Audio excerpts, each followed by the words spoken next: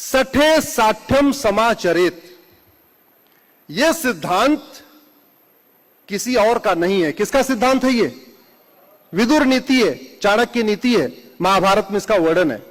सठे साठ्यम, जिन देशों ने सठे साठ्यम समाचरेत सिद्धांत को अपनाया, सठे साठ्यम समाचरेत सिद्धांत को अपना के कानून बनाया, वहां न माओवाद है, न नक्सलवाद है, न कट्टरवाद है, न जिहाद है, न मजहबी उन्माद है, न घूसखोरी है, न जमाखोरी है, न मिलावटखोरी है, न कालाबाजारी है, न नशा तस्करी है, न मानव तस्करी है भी तो रेयर है।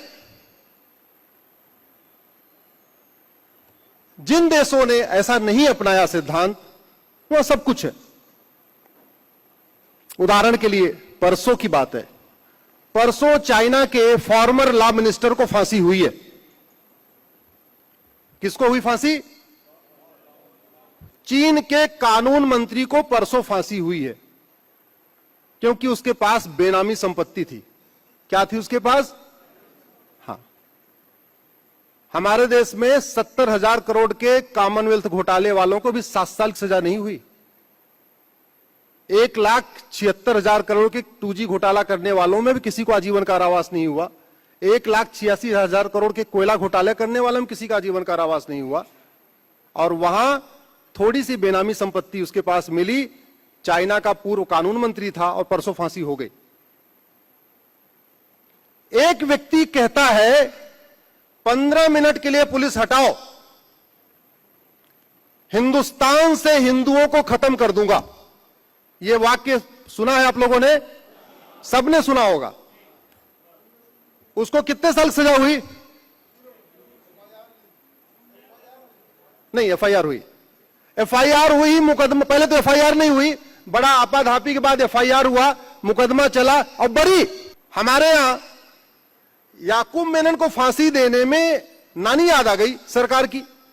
रात को सुप्रीम कोर्ट खुला,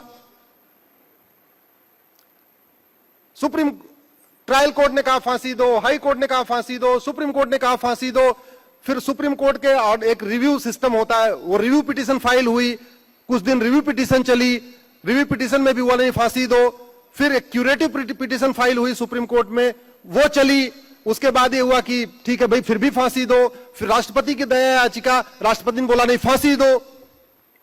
सब कुछ करने के बाद एक गद्दार को फांसी देने में सरकार को नानी याद आ गई। क्यों? कानून घटिया है। क्यों? कानून घटिया। पूरा अटॉर्नी जनरल, सॉलिसिटर जनरल, पूरा तबका लगा दिया, दम पूरा निकल गया सरकार का। करोड़ों रुपए खर्च हुए। और एक भी ध्यान रखिए, किसी मुकदमे में अटॉर्नी जनरल खड़े हो चाहे सॉलिसिटर जनरल खड़े हो, वो फ्री में नहीं खड़े होते, उनको पैसा, उनकी फीस होती है। और वो फीस कौन देता है? जनता। सरकार कहां की दे दी? सरकार को अपनी जेब से लाती है। वो अटॉर्नी जनरल, सॉलिसिटर जनरल की फीस भी कहां से जाती है? हमारे आपके जेब से।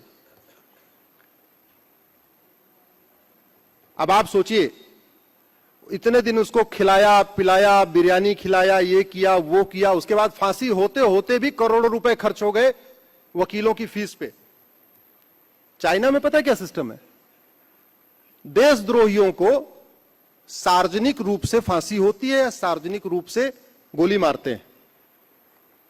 सामान्यतः गोली मारते हैं। और गोली कैसे मारते हैं? मान लीजिए उसने इस एरिया में आतंकवाद किया, तो उसकी मुकदमा चला, सजा हुई, उसके बाद उसको उसी एरिया में लाते हैं जहां उसने अपराध किया है, उसको वहीं लाते हैं। अनाउंसमेंट हो जाता है, जनता इकट्ठा हो जाती है, देखती रहती है, उसको 5 गोली मारते हैं, 5 गोली का बिल बनाते हैं कि 5 गोली की कीमत यह है, उसके बाद उसके परिवार को दे देते हैं। अब आप ये बताओ, अलगाववाद, कट्टरवाद, जिहाद, मजहबी उन्माद यहां खत्म होगा, चाइना में खत्म होगा? जहां साल भर के अंदर सारा वारा न्यारा हो गया और गोली की कीमत भी वसूल लिया। मैं पप्पू हूं, हमने टोटी चोरी कर ली, हम गधे।